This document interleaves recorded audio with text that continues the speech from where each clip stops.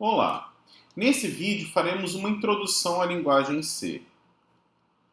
O C nasceu na década de 70 e seu inventor Dennis Ritchie implementou pela primeira vez usando um DEC PDP-11, um computador mais antigo, né? Rodando um sistema operacional Unix, que é aí o pai do Linux, vamos dizer assim. Bem, o C é derivado de uma outra linguagem, o B, que foi criado por Ken Thompson. O B, por sua vez, veio da BCPL, inventada por Martin Richards. Bem, mas para que a gente usa a linguagem C, né? A linguagem C é uma linguagem de programação genérica que é utilizada para a criação de diversos programas, como processadores de texto, planilhas, sistemas operacionais, enfim, essa listagem aqui.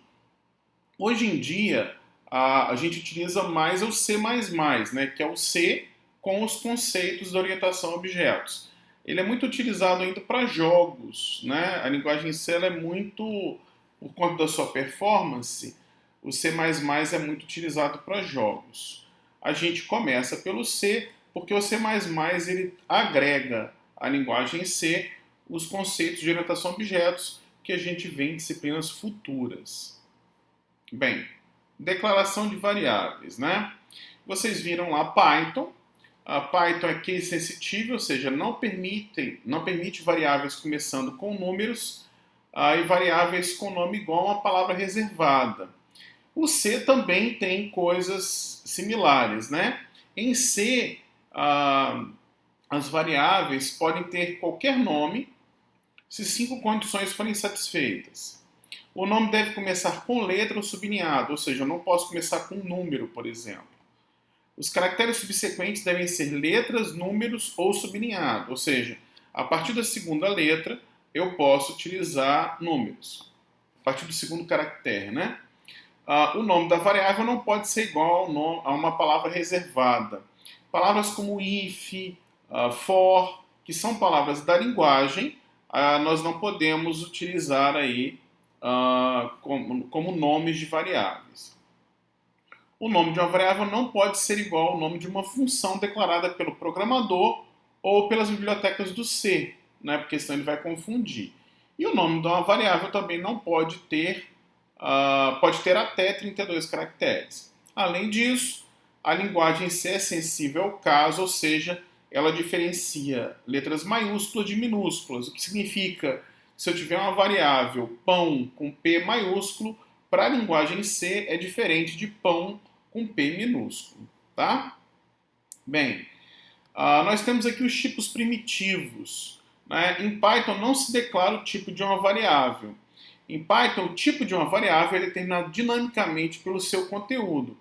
Então aqui, quando vocês declaravam alô, por exemplo, usavam valores de alguns tipos, eles tinham tipos em Python, mas esses tipos eram determinados dinamicamente.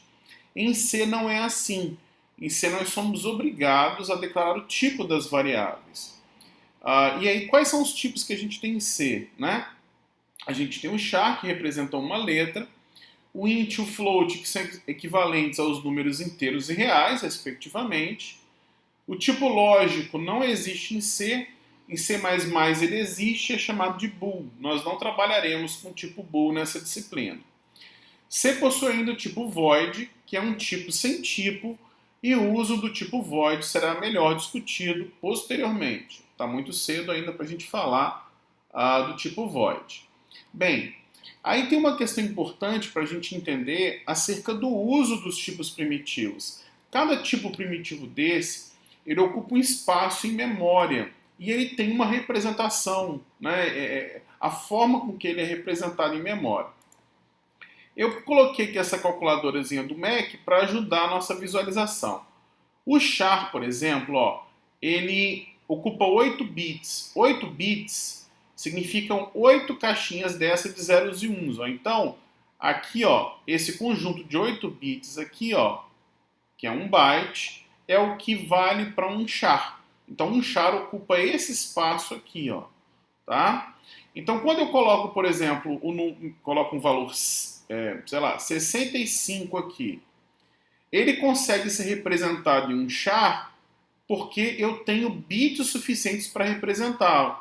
O 65, se eu converter em binário, ele vai dar esse valor aqui, ó, o 01000001. Aqui é porque eu mudei. Deixa eu voltar.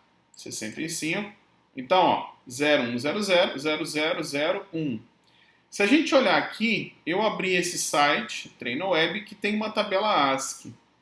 Nós conseguimos ver aqui, ó, que o caractere 65 na tabela ASCII é o caractere A.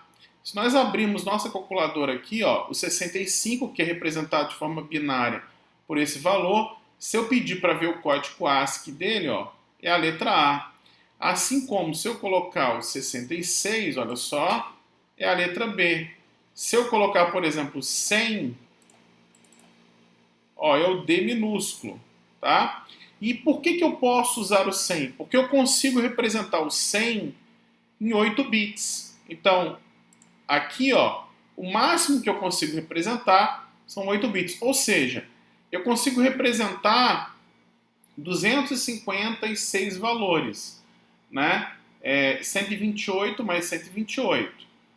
Só que aqui eu tenho também o valor zero e, nesse caso em específico, eu preciso do sinal. Ele tem a diferenciação do sinal, né? Se eu trabalhar com inteiro sem sinal, olha só, se eu colocar aqui o 255, ele é o último valor da tabela ASCII, ó.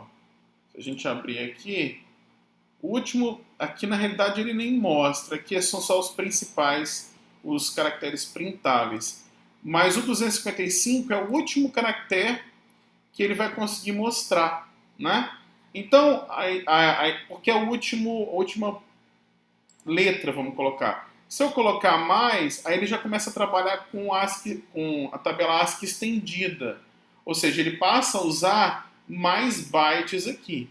Quando nós representamos o inteiro, ó, o inteiro aqui em C, ele ocupava 16 bits. Significa que ele vai ocupar esse espaço, mais esse e mais esse aqui. Números maiores que isso não seriam representados na linguagem C. Para tanto, nós precisaríamos utilizar o long, né? Long int. O float e o double também ocupam mais espaços. Só que a representação de ponto flutuante era um pouco diferente da representação dos números inteiros tradicionais. Então, por exemplo, quando eu digo aqui que o inteiro ocupa 16 bits, olha só, se eu colocar esse número aqui, ó, 32.767, olha só, esse número aqui, ó, esse número aqui, eu escrevi certo? Não, vamos de novo, 32.767, né? Se a gente olhar aqui, a gente vai ver que esse número, ó, representa o tudo 1 aqui, ó. Ó, eu tenho aqui o primeiro byte e o segundo byte, ó, tudo 1. Então é por isso que ele tem esse espaço. Esse último bitzinho aqui, ele serve para determinar a questão do sinal. E é aí que eu consigo mapear o universo dos números negativos, né? Então ele usa aqui 15, né? 15 dos 16 bits para representar o número e o último bitzinho que ele usa para a questão do sinal, tá? Se nós estivermos trabalhando aqui com os números inteiros sem sinal, ó, eu tenho aqui um unsigned int. Olha só, vamos representar aqui, ó, 65, 535. Olha só, esse é o número, ó, que é tudo 1 aqui, tá vendo? Essa calculadora ela não trabalha com os negativos.